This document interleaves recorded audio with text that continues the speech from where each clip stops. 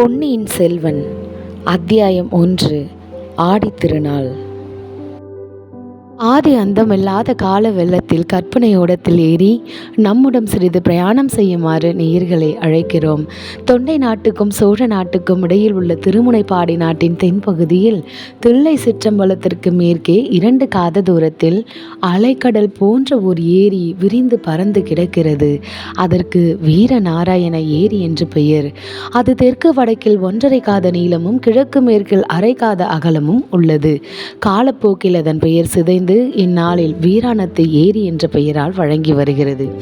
புது வெள்ளம் வந்து பாய்ந்து ஏரியில் நீர் நிரம்பி ததும்பி நிற்கும் ஆடி ஆவணி மாதங்களில் வீரநாராயண ஏரியை பார்ப்பவர் எவரும் நம்முடைய பழந்தமிழ் நாட்டு முன்னோர்கள் தங்கள் காலத்தில் சாதித்த அரும்பெரும் காரியங்களை குறித்து பெருமிதமும் பெருவியப்பும் கொள்ளாமல் இருக்க முடியாது. ஆடித்திங்கள் 18ஆம் நாள் முன்மாலை நேரத்தில் அலைக்கடல் போல் விரிந்து பறந்திருந்த வீரநாராயண ஏரிக்கரை மீது ஒரு வாலிப வீரன் குதிரை ஏறி பிரயாணம் செய்து கொண்டிருந்தான். அவன் தமிழகத்து வீர சரித்திரத்தில் புகழ்பெற்ற வானகுலத்தை சேர்ந்தவன். வல்லவரையன் வந்தியத்தேவன் என்பது அவன் பெயர். நெடுந்தூரம் பிரயாணம் செய்து அலுத்து களைத்திருந்த அவனுடைய குதிரை மெல்ல மெல்ல நடந்து சென்று கொண்டிருந்தது. அதை பற்றி அந்த இளம் வீரன் கவலைப்படவில்லை.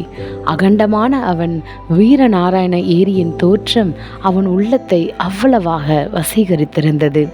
ஆடி 18ஆம் பெருக்கன்று சோழ நாட்டு நதிகளிலெல்லாம் வெள்ளம் இருகரையும் தொட்டுக்கொண்டு ஓடுவது வழக்கம். அந்த நதிகளிலிருந்து தண்ணீர் பெறும் ஏரிகளும் பூரணமாக நிரம்பி கரையின் உச்சியை தொட்டுக்கொண்டு அலைமோதி கொண்டிருப்பது வழக்கம்.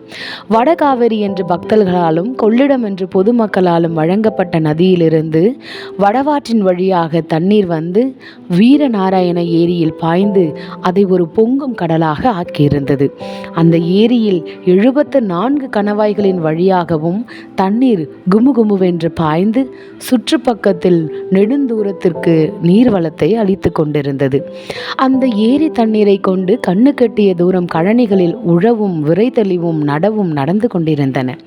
உழுது கொண்டிருந்த குடியானவர்களும் நடவு நட்டு கொண்டிருந்த குடியான பெண்களும் இனிய இசைகளில் குதூகலமாக அங்கங்கே பாடிக்கொண்டிருந்தார்கள். இதையெல்லாம் கேட்டுக்கொண்டு வந்தியத்தேவன் களைத்திருந்த குதிரையை விரட்டாமல் மெதுவாக போய்கொண்டிருந்தான். ஏரிக்கரை மீது ஏறியதிலிருந்து அந்த ஏரிக்கு 74 கணவாய்கள் உண்டு என்று சொல்லப்படுவது உண்மைதானா என்று அறிந்து கொள்ளும் நோக்கத்துடன் அவன் கணவாய்களை எண்ணிக்கொண்டே வந்தான். ஏறக்குறைய 1.5 காத தூரம் அவன் அந்த மாபெரும் ஏரிக்கரையோடு வந்த பிறகு 70 கணவாய்களை எண்ணி இருந்தான்.